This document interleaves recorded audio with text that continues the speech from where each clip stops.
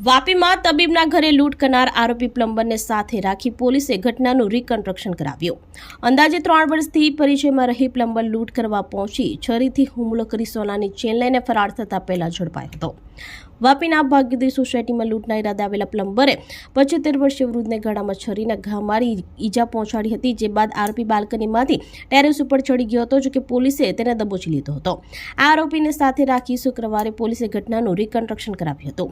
Vapi DYSP બી.એન. દવેએ માહિતી આપતા જણાવ્યું હતું કે વાપીના છેલ્લા ભાગ્યોદય સોસાયટીમાં આવેલા જયમ બંગલામાં રહેતા ડોક્ટર રાવલ અને તેમના પરિવાર સાથે છેલ્લા 3 વર્ષથી પરિચયમાં આવેલો પ્લમ્બર અચાનક જ લૂંટના ઈરાદે ઘરમાં ઘૂસ્યો હતો, જે બાદ તેણે મહિલાના ગળા ઉપર ચપ્પુના ઘા કરી દીધા। મહિલાએ બૂમાબૂમ કરી હતી, જ્યારે ઘરમાં હાજર અન્ય એક મહિલા વૃદ્ધા દોડી આવ્યા। તેમણે રોકવાની કોશિશ કરતા તેમના ગળામાંથી સોનાની ₹2 લાખની ચેન આંચકી લીધી હતી।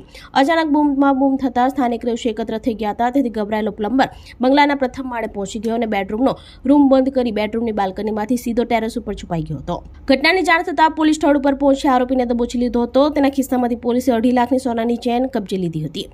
આ દરમિયાન વાપી ટાઉન પોલીસે આરોપીને સાથે રાખી ચલા ખાતે આવેલ તબીબના બંગલો જયમ ખાતે પહોંચી સમગ્ર ઘટના અંગેનું રિકન્સ્ટ્રક્શન કરાવ્યું હતું। પકડાયેલા આરોપી વાપીના રમઝાનવાડી વિસ્તારમાં રહે છે અને છેલ્લા 3 વર્ષથી ઉપરાંતથી ડોક્ટર પરિવારના સંપર્કમાં હતો હોવાનું જાણવા મળ્યું હતું।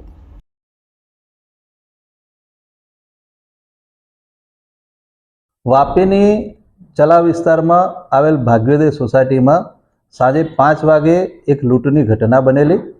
આ ઘટનાની જાણ થતાં પોલીસ તાત્કાલિક ઘટના સ્થળે પહોંચેલી।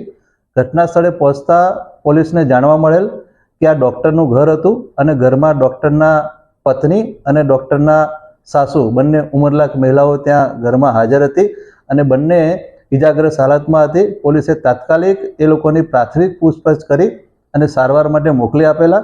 પ્રાથમિક પૂછપરછમાં જાણવા મળેલ કે એમના ઓળખીતા મુન્ના પ્લમ્બર નામના માણસે એમને ઈજા કરી છે અને એમની સાસુની ગળાની ચેન લૂંટી છે અને આરોપી છે એ ઘરના ઉપરના ભાગે ભાગ્યો છે। તેથી તાત્કાલિક પોલીસ ઉપરના ભાગે પહોંચી અને આ ઘટનામાં એક આરોપીની પોલીસે ધરપકડ કરેલ છે। જે આરોપીની ધરપકડ કરેલ છે એનું નામ છે સનાતન ઉર્ફે મુન્નો બહેરા, જે મૂળ ઓડિશા રાજ્યનો રહેવાસી છે અને હાલમાં વાપીના રમઝાનવાડી વિસ્તારમાં રહે છે।